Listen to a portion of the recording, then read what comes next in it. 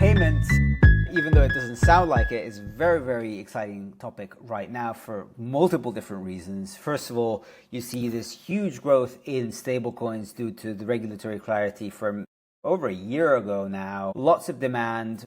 Lots of money going to stablecoins.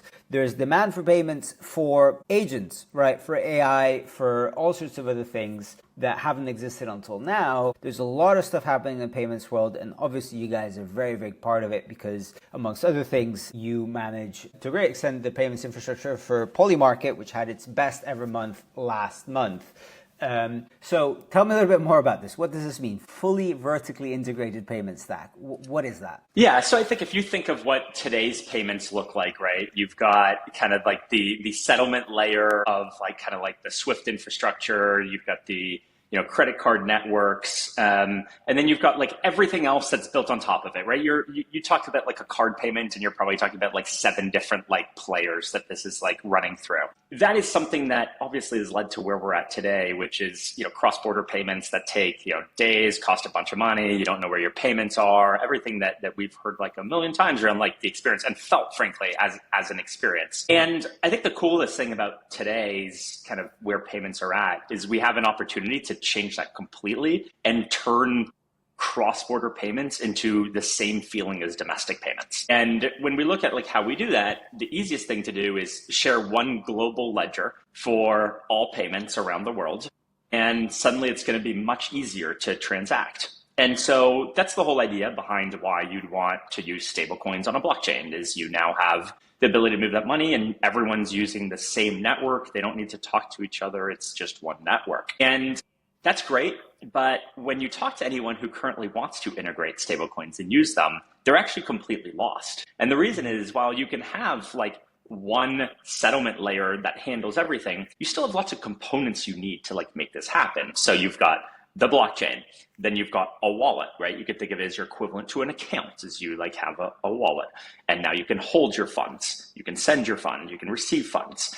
But right now you still need to get funds onto a chain and actually get stable coins. So you need on-ramps and then you need to take them off and you've got off-ramps. On top of that, you've got multiple blockchains, not just one. So you need to be able to go smoothly from one blockchain to another in case people have funds or want to receive funds on another blockchain, right? When you take like all of these components together, what happens right now is you go through this like long like sales cycle and like integration cycle of trying to like see what you want to fit where. The thing that we've been focused on and that we really care about is this idea of like being able to give an integration in like 4 to 6 weeks, right? And like make that super easy, right? So we have this idea of like the open money stack. It's really like one API that you plug into and now you can on-ramp, off-ramp, go across chains, hold funds in a wallet and move it across a blockchain. And now you seamlessly move money anywhere in the world, which is the exact experience everyone deserves. Mm-hmm. So one of the use cases that has been all over the media is there's a lot of these payroll/remote worker companies that have integrated stablecoins recently. I think Gusto was in the news not too long ago. Actually over a year ago, I spoke to someone at remote.com. They also integrated stablecoin payouts.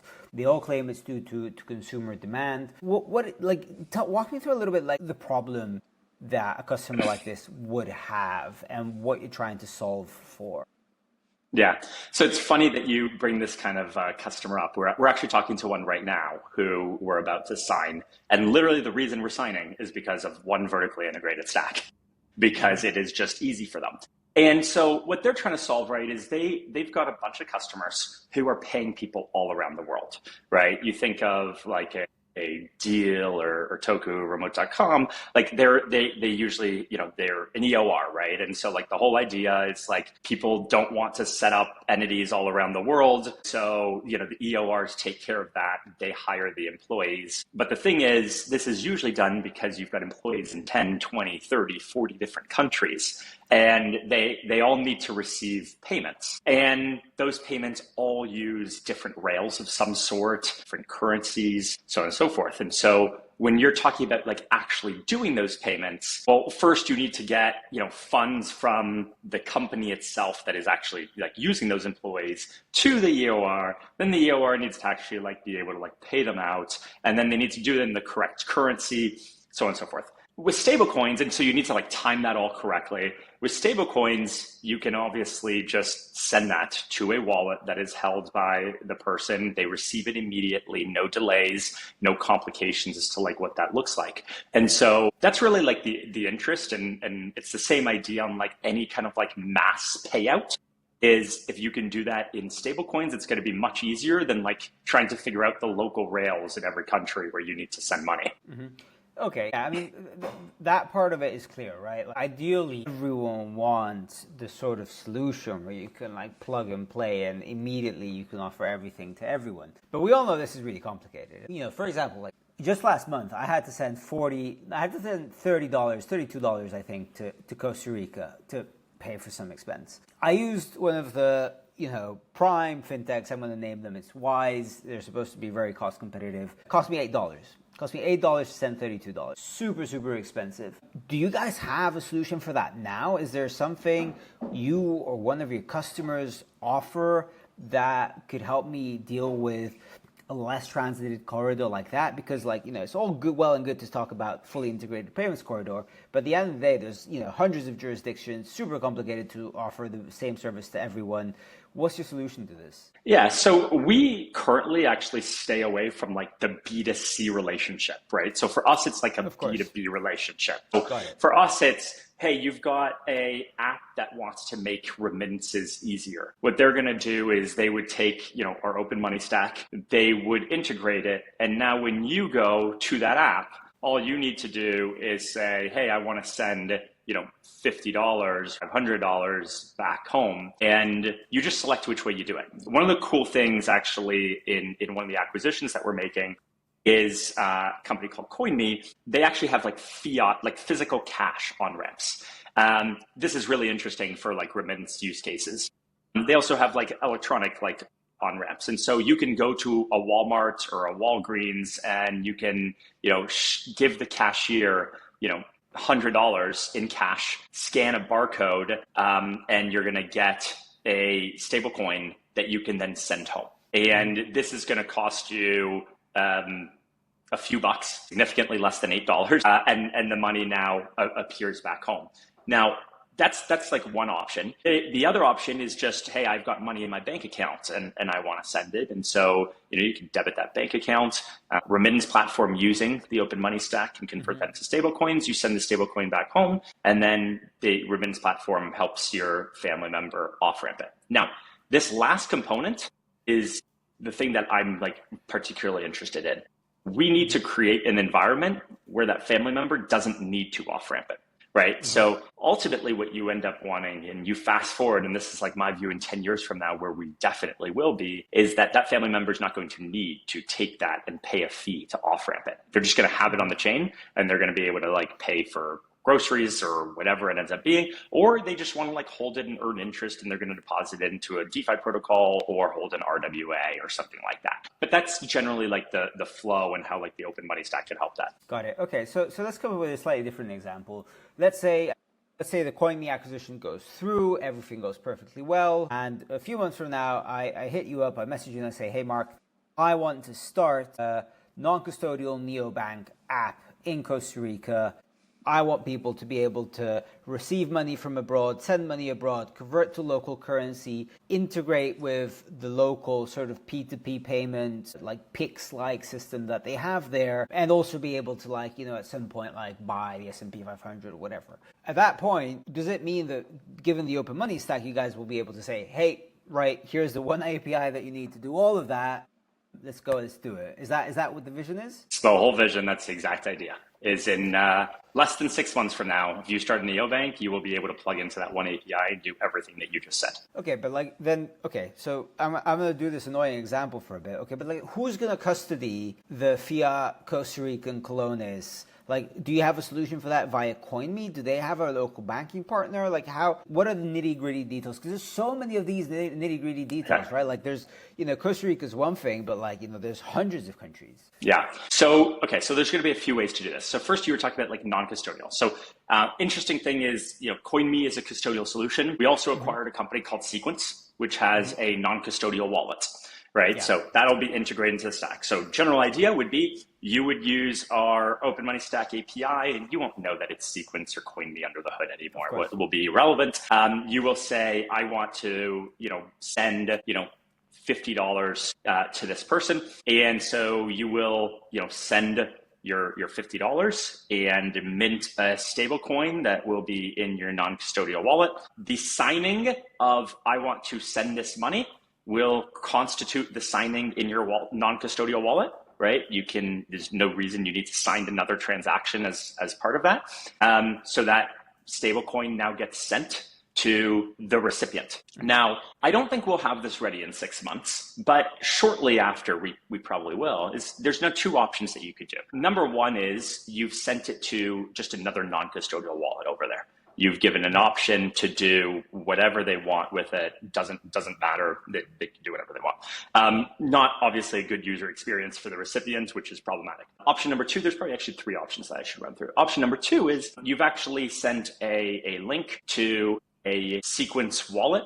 that is the recipients of those funds. Mm-hmm. And that wallet is able to access another application that we are working with, and they're able to offboard from there. Mm-hmm. Okay, that's not like perfect, because the question is, hey, are they a user of that application or not? The third solution is going to be, initially we will integrate a kind of global on-ramp and off-ramp provider. You could very much see, for example, that we could integrate with like MoneyGram, for example, mm-hmm. if that makes sense. And now somebody can go and off-ramp those funds like locally into fiat. There's a bunch of other options as well that we could use. And so generally the idea is we will use a global solution so that we can offer kind of this kind of like complete solution right off the bat. But I think what's really, really important though is that we try to work very hard on why off-ramping is not the default. Mm-hmm. You should always have the ability to off-ramp. But somebody shouldn't feel like they need to. When that person receives those funds, what they should have right in front of them is an option to earn immediately. Yeah. And they should not actually think, oh, I need to go drop this in my bank account, earn some money until I pay. They're actually going to see an option right in front of them that says, hey, I'm going to drop this and start earning. And that now allows them to fee-free send their funds again somewhere around the world or pay for something locally. Whereas, if they were to off-ramp it, then they'd have to pay another fee to on-ramp it again. Got it. So at the end of the day, in terms of like off-ramp options, you mentioned, I recently spoke to a researcher at Artemis, the crypto data and analytics firm, and he's telling me that crypto cards are having an absolutely massive moment. They're growing tremendously. They're a very, very popular product offering for various different reasons. Is that also going to be part of your mini stack? Yeah, that's something that we will we will not have that immediately as like a default option. 100%. Like these kind of stablecoin cards are like amazing products. That we 100% want to integrate. Whether we'll have our own card or it'll be somebody else that offers a card, I think that's a different story. But the bottom line is you don't need to actually move those funds off chain to spend it, which is just like incredible. And so that's why we've seen, the numbers are like straight upwards in terms of adoption of these cards. And so, yes, very much need a card that will support this, whether that's our own card or not, that's a different story. Got it. Okay. Talking about analytics, are there any numbers that you can share? Because just looking at headline numbers, there's been tremendous amount of growth on Polygon as well, right? Polymarket announced they had their biggest ever last month, which obviously contributes to your metrics as well.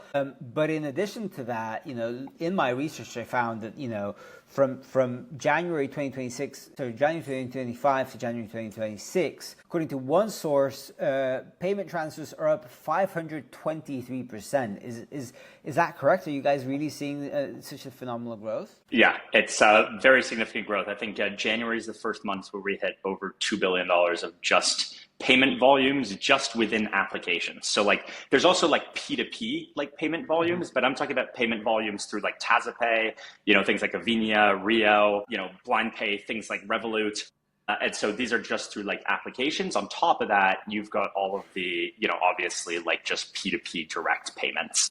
a lot of those being driven also by Polymarket. Tell me a bit more about the ecosystem, because Polymarket is a big name, everyone knows that, but you also have, you know, some other apps that you mentioned Revolut, I've heard of Flutterwave as well. Like you know, who are the big players in this ecosystem? Who are they? What sort of services do they offer? Yeah, I think there's a lot more players coming in. As of right now, I think I mentioned some of the exciting ones. I think Revolut is really interesting. Obviously, just lets you send funds around the world. Avinia is a B2B to B play that allows businesses to move money around the world. And I think Flutterwave is really interesting as a PSP that ends up being a really good TazaPay, just focused on cross-border money movement, kind of like the use case that we're focused on, I think is great. You know, we've got Rain, for example, on the card side that does, I think it's probably like one of the biggest growth stories right now that's been doing just a phenomenally good job. We've got PSPs like Stripe. Stripe, I think, does, I think it's probably over 20 or 25% of its volumes on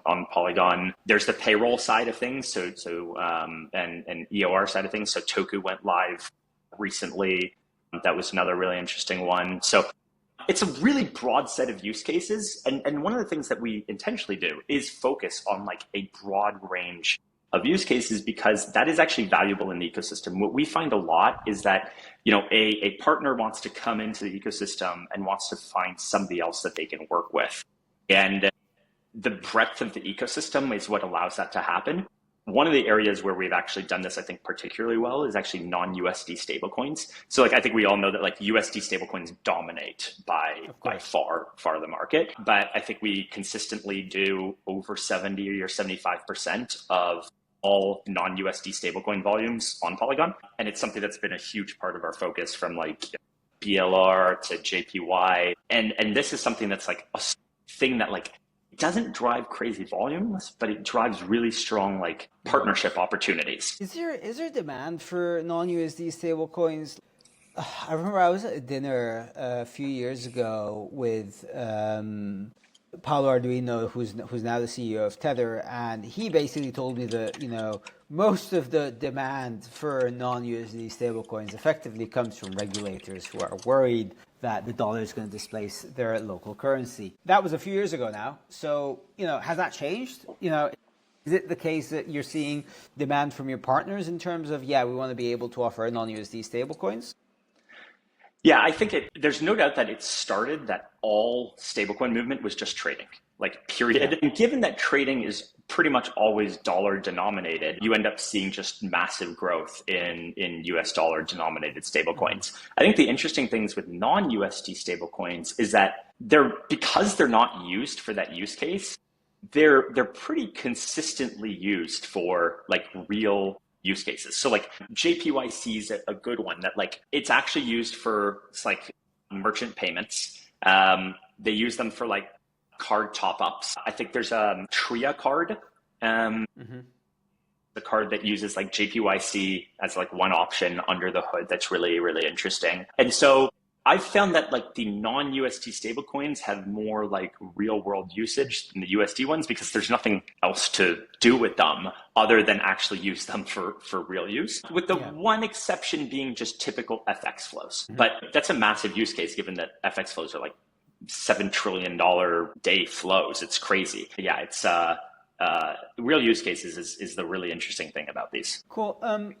With regards to non-USD stablecoins, again, back to my annoying Costa Rica example, I mean, I would love to offer this hypothetical application as a non-custodial app, but the local currency, there's no local currency stablecoin, right? You know, people are going to want to access Costa Rican colones to be able to pay for the mango at the local mango stall. Well, you know, I can't do that in a non-custodial way because, you know, that doesn't exist as a stablecoin. So for your open money stack, are you thinking about stablecoin issuance as well? Is this also something that's under your roadmap? Yeah, it's interesting. So almost all competitors of ours have stablecoin issuance. We have intentionally actually stayed away from this.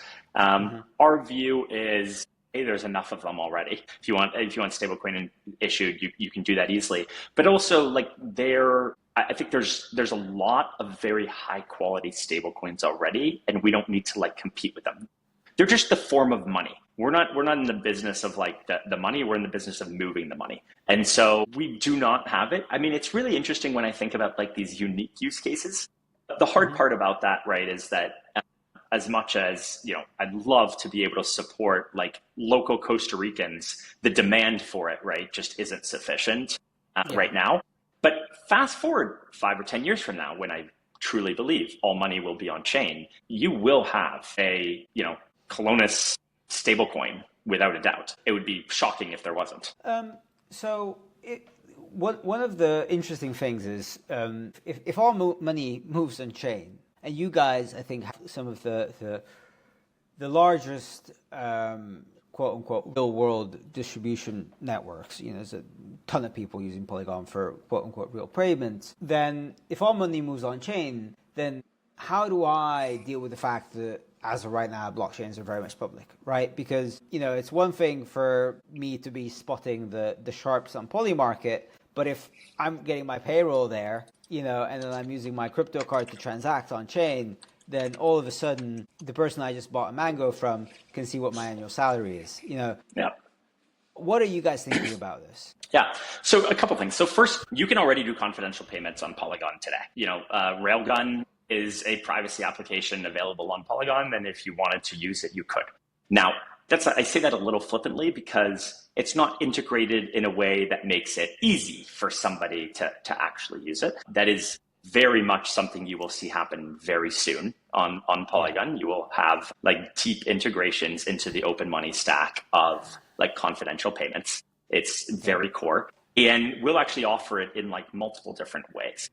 The reality is, what's kind of interesting is that as of today, if you want to do confidential payments as a organization, like as a business, you mostly can, right? And what I mean by that is, right, you bring it into a custodial solution and then you send the funds out and nobody's going to be able to track that it was you on chain. Okay, right. So that's like, it's great. You can do something, but it's not like native to the chain. And so there's a solution that exists. But I think the general idea being you want people to be able to have non-custodial wallets and transact from those non-custodial wallets with confidentiality. And that's where I think these solutions are important, and why, in addition to like the solutions that exist like Railgun, we actually want to integrate like deeply into the open money stack, into the wallet solution that we have. We think there's like, you should actually have like multiple options. Like there's ways you can build like some confidentiality into things from like a wallet perspective rather than just natively on chain. So these things are going to be part of the open money stack when we release it. It's super important. Yeah, I mean, and I think one of the issues that people have is, okay, like I can use Railgun to obfuscate my path, but then, okay, when I actually have to go deposit on an exchange, they're going to ask me so many questions around why I'm using Railgun that I might as well not do it. Yeah. And that's why, like, I think as an intermediate step, I think it's, especially on like the B2B side, I think it's very underrated to like use a custodial solution and send from that custodial solution, and nobody's gonna track it. But it's also why I think if we can build, especially at the wallet level, some more confidentiality there in a way that doesn't get rejected by, any like transaction monitoring tools or exchanges, then that's going to be even like more desirable. Cool. So taking the macro view, obviously we've discussed a few numbers, tremendous amount of growth in payments on the Polygon network. You are signing on new clients. There's more and more going on. And I think across crypto this is the case. And yet the sentiment doesn't seem to be very good amongst crypto market participants. Prices are down. A lot of people are saying crypto's kind of over.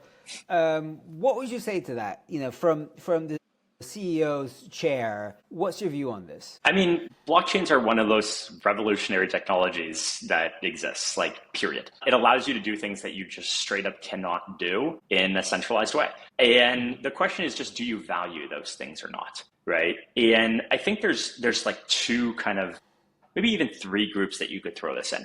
You can throw it, one is, I'll call it the libertarian anarchist view, right? And I think that, personally, I think this is actually an important group.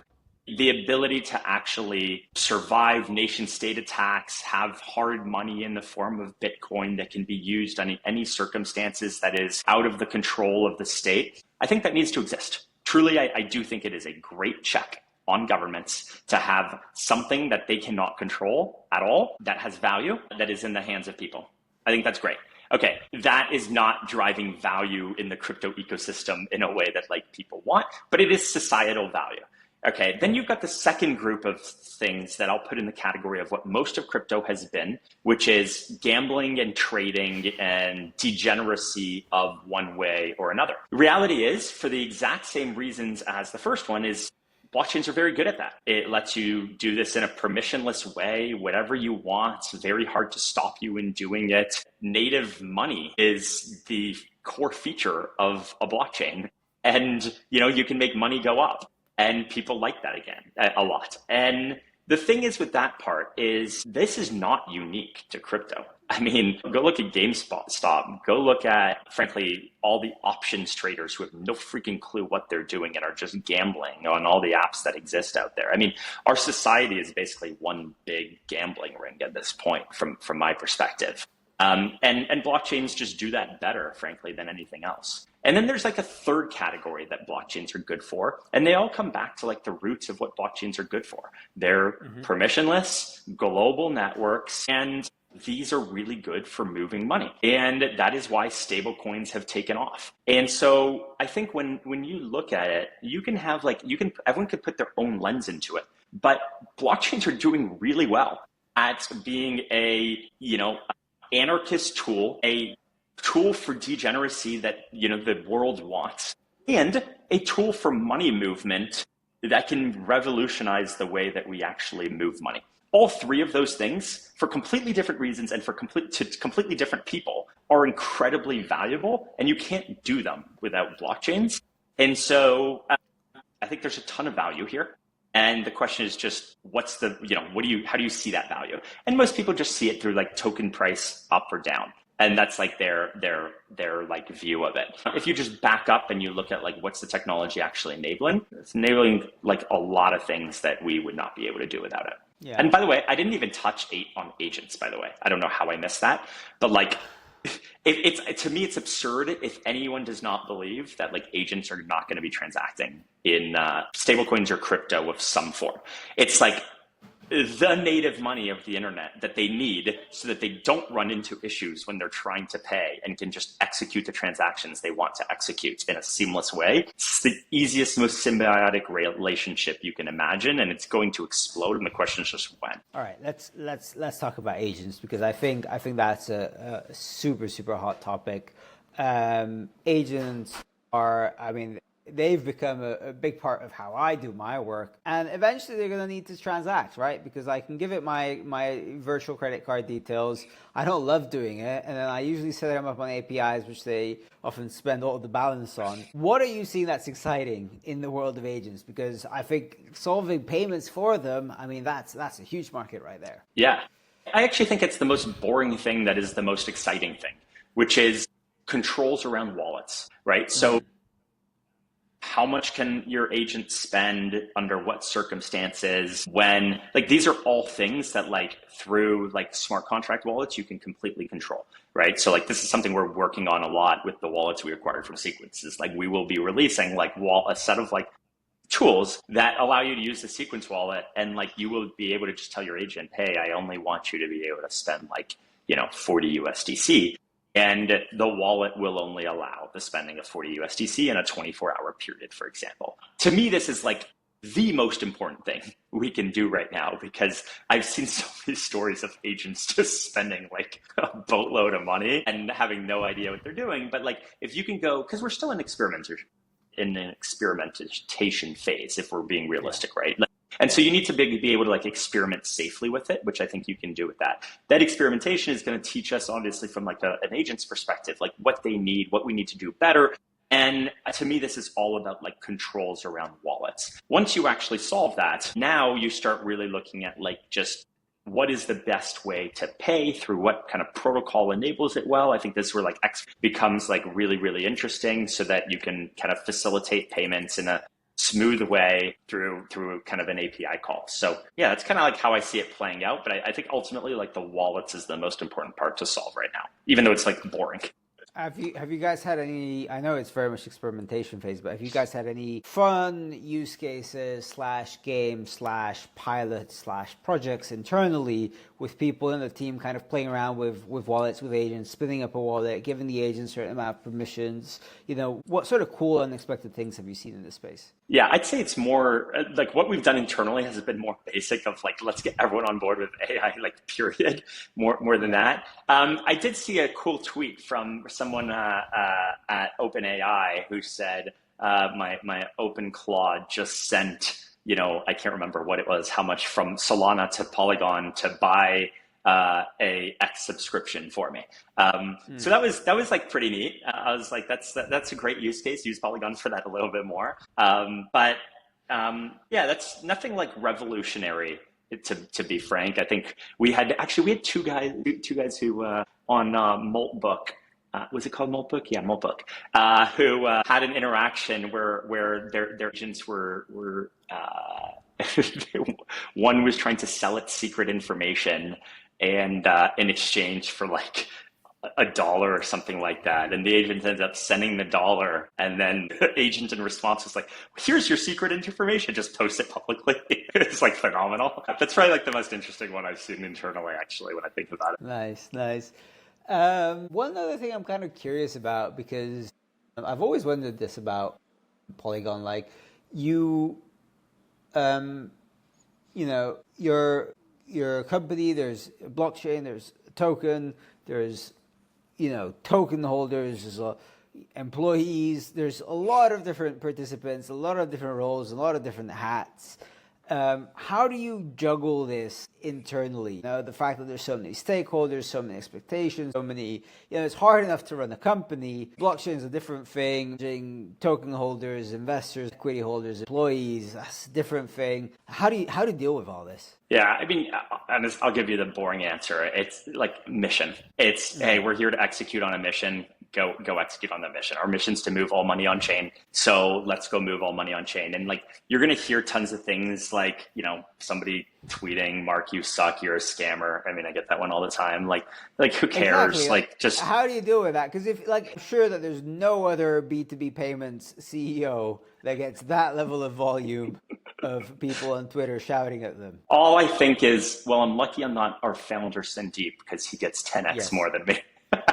No, I like it. To me, like this sounds like corny, but like everyone internally knows, like, do you do good or do you do bad? It's really that simple, right? And I'm like, okay, cool. I'm an honest dude who's trying to build like something awesome that is going to be really successful and make a huge impact in the payments world. And if we do that, there's going to be people all over the world whose lives are going to be changed, who are going to save a bunch of money, who are going to be able to earn a lot more money.